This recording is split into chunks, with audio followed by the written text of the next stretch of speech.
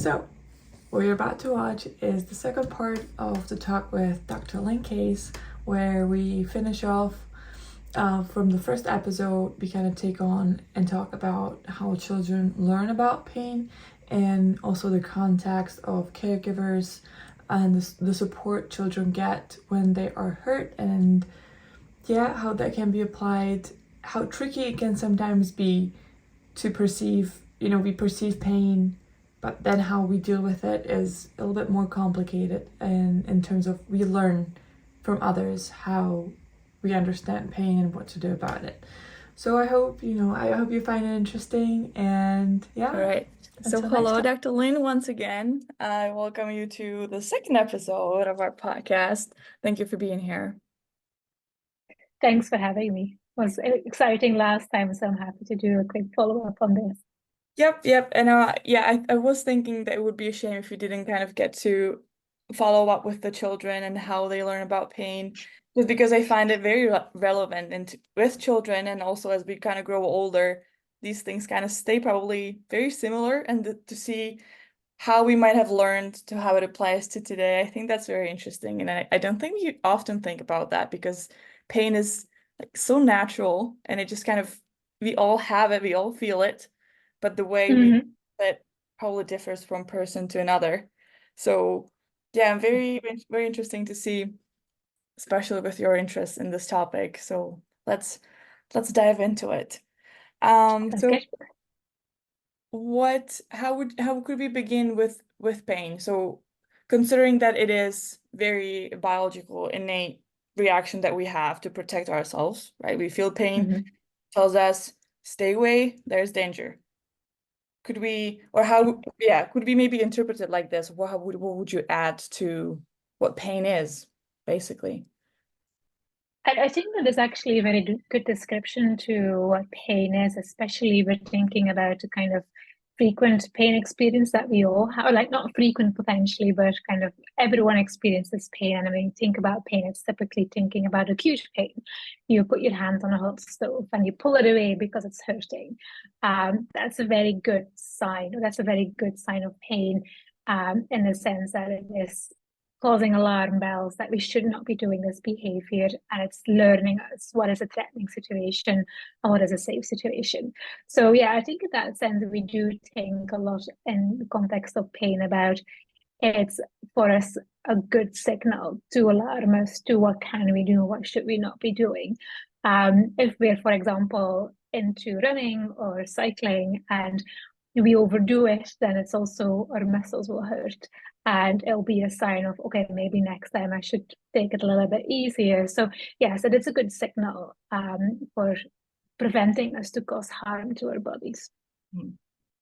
And we could also probably say the same thing about like mental pain, emotional pain, could we?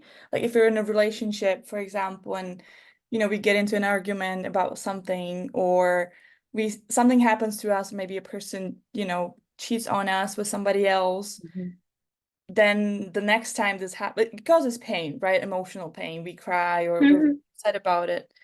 And then next time it's like, okay, we don't want this to happen again. And that could maybe help, like have us develop some mechanisms through which we will probably try to avoid that pain. Not every time, but it probably also relates to both physical and mental pain.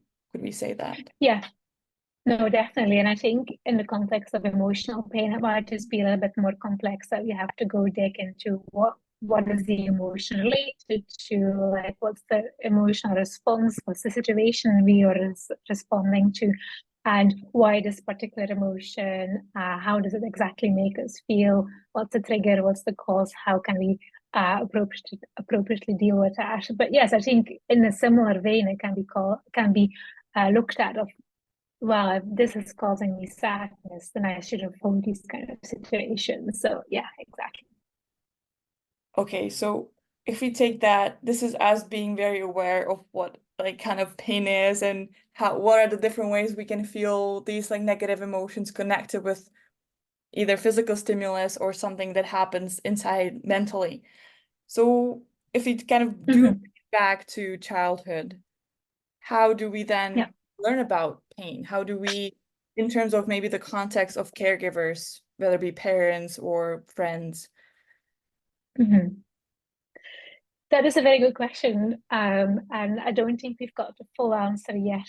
What we know from studies is that in this area of preschoolers, so kind of anywhere between 2 and 5 years of age, we do experience quite a lot of acute painful events, whether that's from a vaccination for protecting you against diseases that we have vaccinations for, or just running around in the playground, falling on your knees, scraping your knees, bumping into somebody else, bumping into the slide. We've like children between kind of 2 and 5 have a lot of painful experiences on a day-to-day basis. The estimated average is 1 every 3 wakening hours. So they've got a lot of opportunity to learn how to deal with pain in a very much non-threatening context. As in, these are not threatening situations, these are just everyday situations that a child is going through and experiencing pain in these contexts. So that gives them a unique opportunity to start learning from that to deal with potentially later on in life more severe pain experiences. And what we have seen in our research is that they truly look at the social environment, whomever as an adult is around, whether that's a nursery teacher or their parents. Their first response will be looking up and see how their parents react or how that caregiver at the moment present is reacting. And if they are reacting anxious, if they are reacting like, oh, what's wrong? How you doing? They'll be like, okay, I probably should be feeling pain and need to respond to that in kind of an anxious manner and like, oh, I need to deal with this. While if the caregiver doesn't show any concern or is just like going with the signs of the preschool, they'll be able to kind of like learn for themselves, okay, this is not really that big of a deal. Yes, it's hurting a bit. I can go to my parent and maybe ask for a cuddle or ask for a kissy or maybe a band-aid if it is a little bit bleeding. But they'll not be having an anxious response because the caregiver is remaining calm and collected and just kind of going from the signs from the preschool. So that is something we see quite a lot, that kind of social context. So they look into the social environment, the adults in the social environment, and the caregiving role to kind of see how would they be responding. And interestingly, we did one study where we also looked at, that was in a nursery context, where we looked at how were they responding if an other child is experiencing pain or the other nursery kids kind of seeing that, or they interrupting their play. No. It happens so frequently that nobody else in the room, like unless the child that is hurt would specifically go to another child to let them know, yes, then they're going to have a little conversation around that. But they typically go immediately to the nursery teacher, and the other kids don't even know what happened and don't even care what happened. Right. So that's really interesting to find out. This is very relatable. Just from, as we talked in the first episode, right? My friend and her daughter, it's just, you can see it pretty much anytime we're together, she would fall. Like, as you say, it's like 1 every 3 hours, it happens. And every time, if mom is around, she would always look up and like see, am I okay or not? And I think it's that ambiguousness in that situation where I do feel like it's just not that big of a deal most of the time. And then when she actually does fall and hurts like her head, she bumps her head or something, and then the crying reaction kicks in immediately, not looking for her mom, that's kind of when it seems to be more of a bigger problem, like, oh, actually I hurt myself. And I have that reaction of crying and not looking for mom, but crying for her, like automatically, pretty much. And I just always find that super fascinating in that sense, if it could be that if there's a maybe like a threshold where below it it's just, oh, I'm okay actually, but I'm gonna look for that reaction to see and validate whether I am actually hurt or not. And then the threshold above that is like, oh, I'm hurting, I'm feeling it, I'm feeling pain, I bump my head, I'm just gonna scream for my mom or for whoever is around and call for help. Yeah. And we've not really looked into the kind of that threshold ID, but what we do see, there's also again in a nursery context that the higher the level of distress, the more they're going to look for kind of reassurance or support from the nursery teacher. And that was interestingly different inside or outside. If they had an experience of pain inside, then that distress was often higher, more intense, longer, and they were not easily suited actually by the support that the nursery teacher was giving them, and the distress lasted longer in general, whether or not they received support from the nursery teacher. While outside, the distress, when they had a painful experience, the stress was often kind of lesser, and they would less quickly go look for the support from a nursery teacher and just get on with it because they were happy to be outside and be running outside. And it's unclear whether that's just the environment that's kind of giving them different cues of what to do with it, or if it's kind of the enjoyment of the environment, or what exactly it is between indoors and outdoors painful experiences that was cueing those differences. But in general, I think it is that kind of balance, regardless of the distress, I think, or the intensity of the painful experience a child is experiencing. I think as a caregiver, we have a responsibility to acknowledge that you're in pain, even if it's a limited pain, if it's a very minimal, just a small scrape of the knee. I think it is still important that we always acknowledge, okay, I understand your pain, you're in pain. This probably was not fun to experience, but just little scrape, we'll clean it out and off you go again. And if it's more intense, if it's actually bumping the head and you see like little bump forming, and of course there's more kind of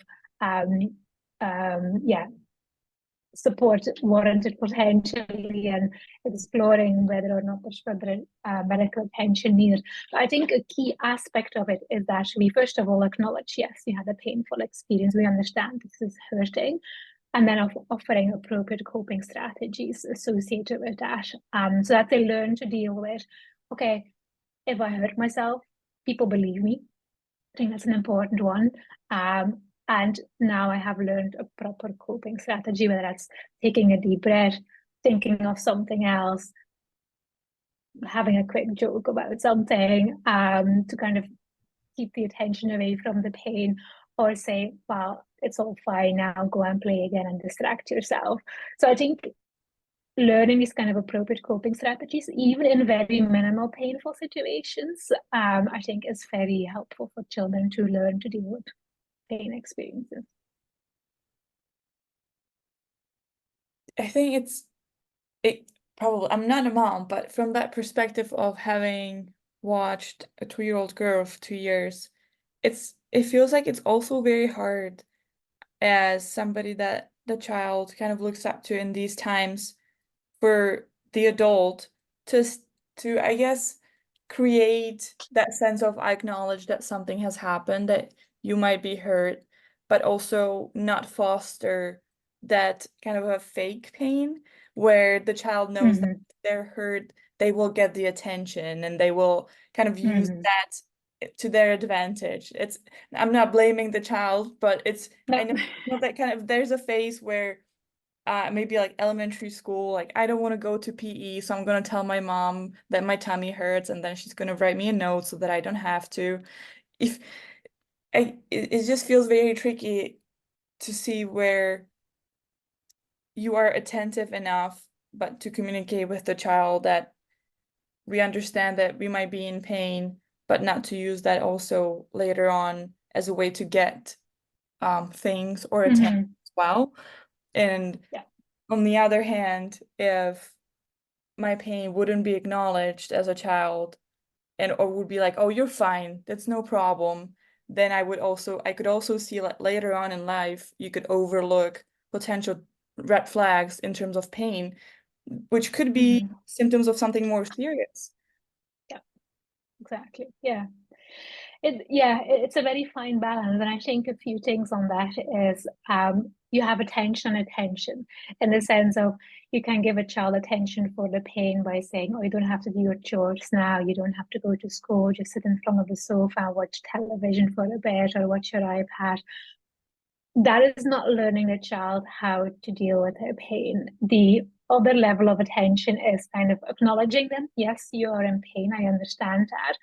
Take a deep breath, think of something else, and giving them kind of the appropriate coping strategies to deal with it, like taking a deep breath and relaxing for a little bit and then getting on with things, or trying to engage with activities despite the pain and see what they can do at that moment despite being in pain.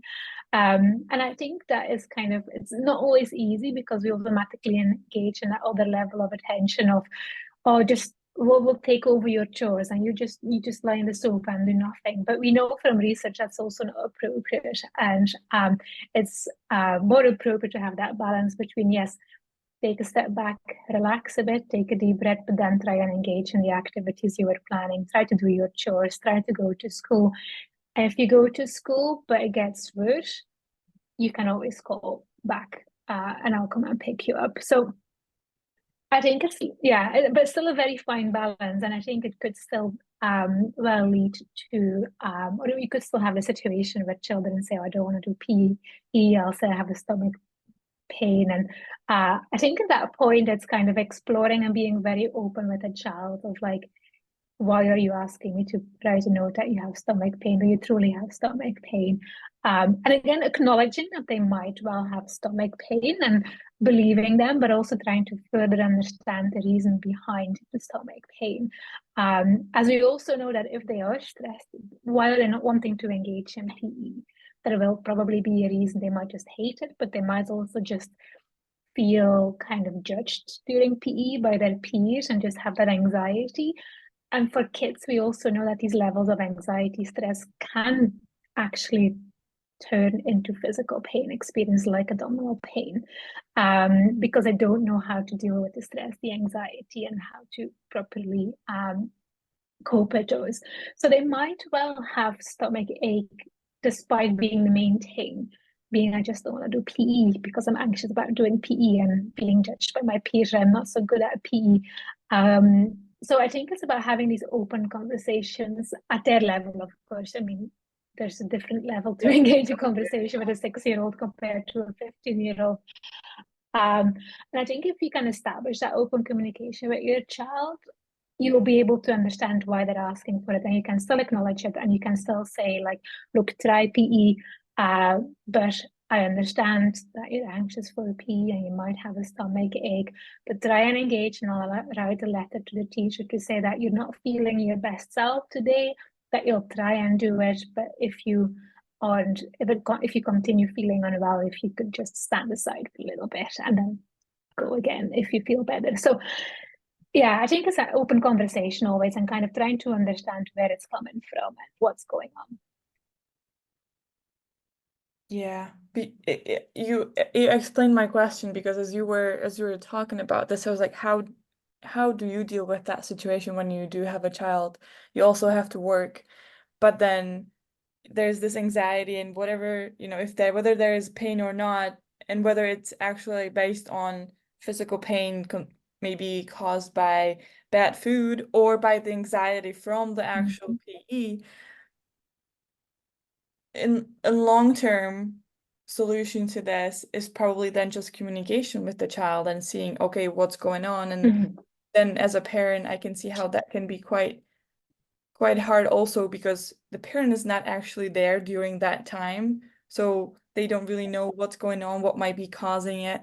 And then dealing with this, whether it might even be connected potentially probably with like being bullied by some of the children in the class. And there's so many possible things to this, and to just say, oh, you're fine, or it's irrelevant that you're sick, you're gonna go anyways. I think it could just be a problem later on.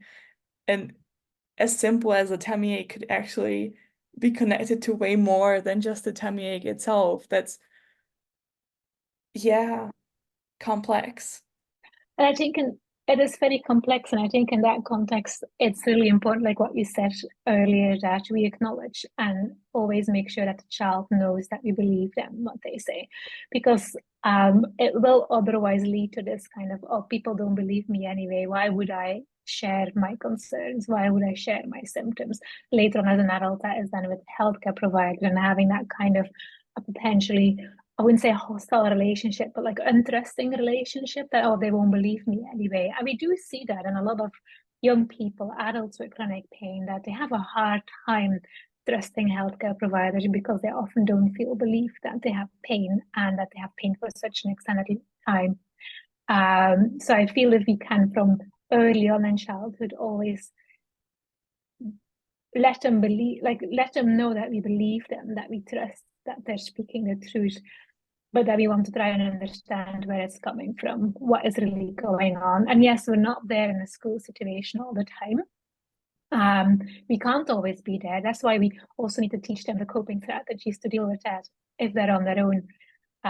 But related to that, I think kind of goes hand in hand with what we've been trying to do as well, is kind of have a better understanding in schools by teachers, school staff, of pain and the complexity of pain.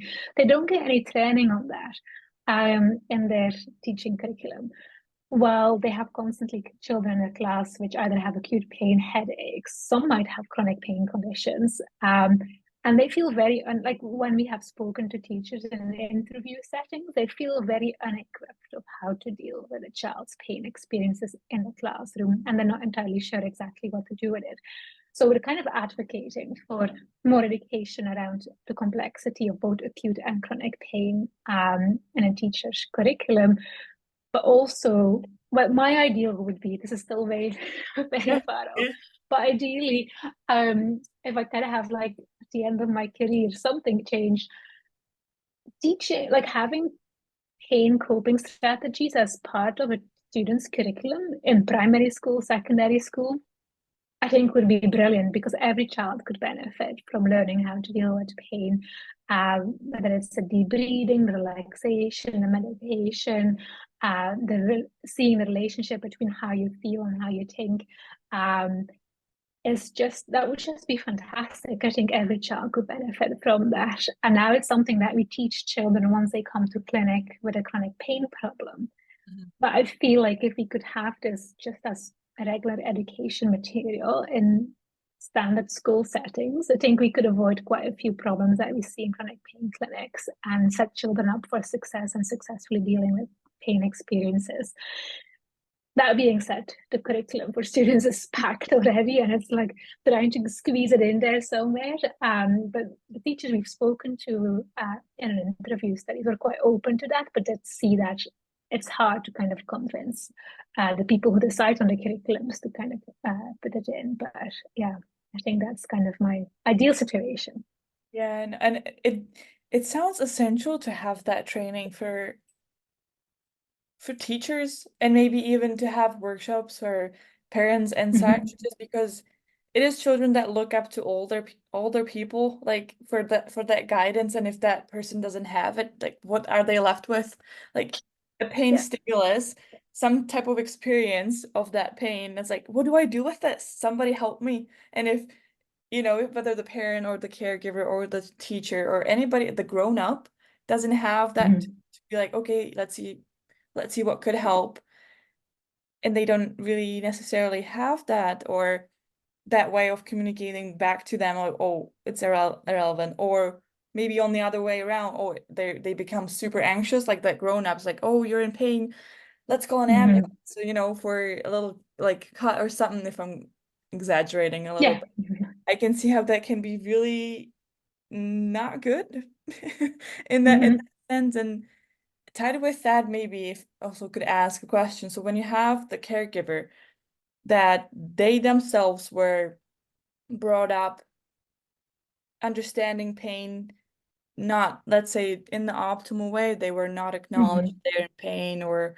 the other way around, how would you approach a caregiver who has a child, but they themselves have that experience of not dealing with pain very well? I keep saying a good question. It is a good question. It kind of links in with the key area where my research kind of started all during my PhD, where we looked at parental responses to a child's pain experience. And we did see quite, like, we were interested to find out why some parents do find that balance between kind of reassuring, acknowledging the child's condition or pain experience, and then showing the child some coping strategies they can engage in, while other parents had this very like anxious response, overprotective response of like, oh wow, this seems quite painful, oh we need to do something about it, and then the child gets anxious and sees it as a big thing while it might just be a little scrape. And what we do see is that the parents, where we saw the big difference was parents who catastrophize about their pain, so who see it as the biggest thing, they can't stop thinking about it. It's a massive deal, and they feel very helpless in how to support their child with a pain experience. And those parents are just extremely anxious when they see their child in pain, and it can be for very minimal pain events, as we call it, because for the parent it's a big deal. And we've not, this is actually interesting because we've not looked at where is that pain catastrophizing coming from. But what we do know is kind of the parents' own history with pain, that their own way of coping with pain has a very big impact on how they deal with the child's pain, how they respond to their child's pain. So the parents who are catastrophizing about their own pain will also be the ones who are catastrophizing about the child's pain. And it would be interesting to kind of see that comes from a history of how have they been responded to their parents. And you're making big strides in how we deal with pain, but pain is still very often seen as a very medical thing. And kind of the feelings and emotional responses are not necessarily always acknowledged. And especially in the past, a very medical thing, something that was just a physical thing. So we could very well be seeing that kind of history and how they've been responded to as a child in pain is now influencing how as a parent they're responding to their child in pain. Yeah, I'm not sure, and haven't done that research just yet. But from the context of chronic pain, we do see how we say that. So parents who have chronic pain themselves are very likely to have children who develop chronic pain as well. So there is something in there of how you respond to your own pain, your own history with pain experiences, and how you've been responding to yourself is really influencing how they're dealing with their children in painful situations and how their children are developing their coping mechanisms. And we see that big overlap between parents with chronic pain also having children with chronic pain beyond the genetics of it's potentially influencing. It's also that kind of social context of seeing how your parent is responding to their own pain, how they are responding to your pain, how they have been responded to by other partners, for example. So yeah, that kind of social context is very complex, and the history definitely impacts it. That is amazing. One thought that popped in my head as you were speaking about this is the fact that sometimes as caregivers we really focus on the experience of the child and like how we communicate with them, but I think that in the process sometimes we maybe tend to forget to focus on us and how we deal with these things. Yeah. That then influences how Yeah. they perceive it, because it's like, oh, I need to take care of them. Of course you do, but you also need to take care of you and how you process these things, how you process pain, and that's ultimately so important Yeah. as well. It's like love the child, but also love you type of thing. Exactly.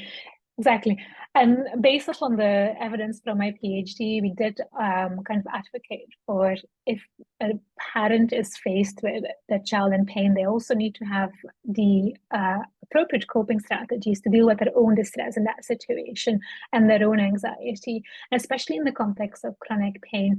We are currently developing kind of programs that support parents and support parents in dealing with their responses to their child in pain, their emotional behavioral responses, both to kind of make sure they are also having the support they need because it's a challenging situation, but also to know that their children also look at them when they are in pain, and how you respond to your own pain is also an observational learning mechanism for the child. Like, oh, if she hit her toe against the table, that's how she responds. I'll do the same way. So it's kind of the mixture of dealing with your emotional responses towards your child in pain, but also towards your own pain experiences, and making sure you kind of appropriately support it in both of those situations. Yeah. Yeah, it's so important not to forget about us when we're in the position of taking care of somebody else as well. Absolutely. We talked about how the role of the caregiver also plays a role, how they manage with pain themselves for the children to see how they can deal with pain, and they kind of mimic and model what they see essentially. So yeah. Yeah. And I think, like I've just briefly mentioned, our intervention programs are starting to acknowledge that as well. And yes, if you have a child with chronic pain, the focus of the intervention will still first and foremost be on the child with chronic pain.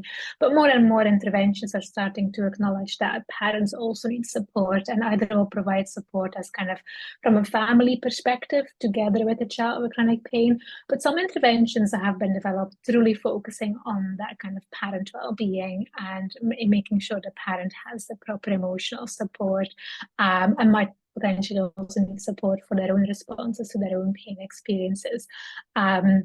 So yeah, I think we definitely need to acknowledge that wider context, especially with respect to the parent, and if at all possible, peers, school systems. I mean, that can be a lot to ask. But if the school is open for it, what we have seen is that children who do quite well, or the children where there's a very good relationship with the parents, and between the parents and the school, and that the clinicians, that the child is receiving support from, have conversations with the school teachers as well. So everyone has that kind of similar understanding.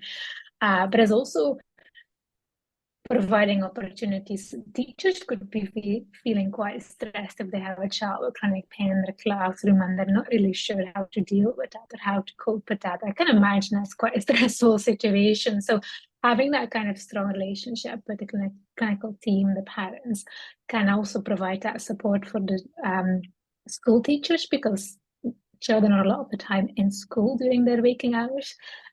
So yeah, I think we're definitely making progress. We're supporting caregivers, and we're having still some steps to go, but it is important to acknowledge that.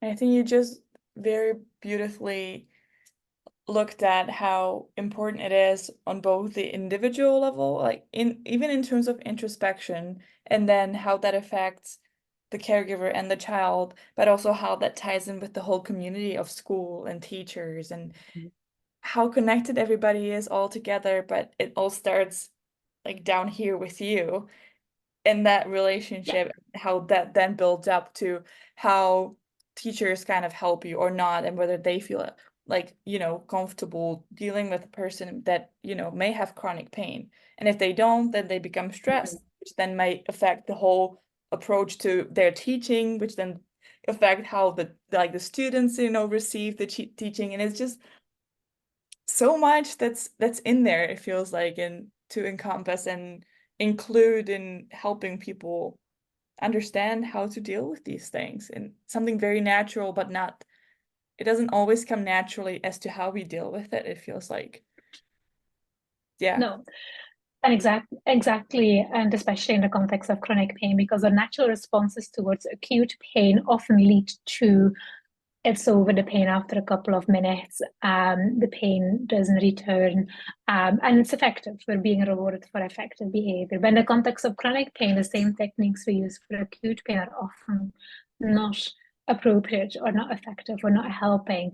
And so our automatic response to something that we are used to, acute pain, isn't working anymore in the context of chronic pain, and that can be extremely stressful, and especially if you don't have the appropriate support to help that child. And we're all in that same boat where we all want to help the child. We don't want to see a child in pain. It is a very stressful experience, no matter who you are in that surrounding. So but we don't always necessarily come equipped with the automatic tools of how can we support a child with chronic pain, and we need a bit of support with that. And yeah, we're making strides to get there, but we're still having a far way to go, I think. And you are one of the people that is trying to do that, and that is amazing, I think. I mean, yeah, thank you so much, Dr. Lane. You've made me immensely happy. I am so grateful that I get to do this, and you agreed to do part 2. And yeah, it is a beginning of something good, I hope. And is there anything you would like to add? No, it was my pleasure, and I'm looking forward to see where the podcast is going, because I think it's a pleasure to talk about these things, and you're asking really interesting and fascinating questions that are thought-provoking as well. So yeah, thank you again for inviting me. It was a pleasure, and yeah, good luck with the continuation of the podcast.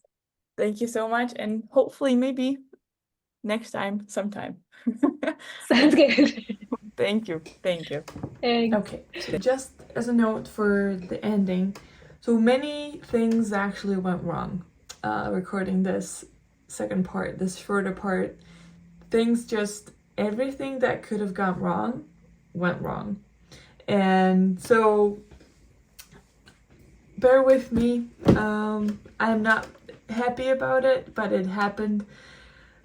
The software didn't work, so we had to switch to a different one. Then the microphone didn't work, so I had to take it off.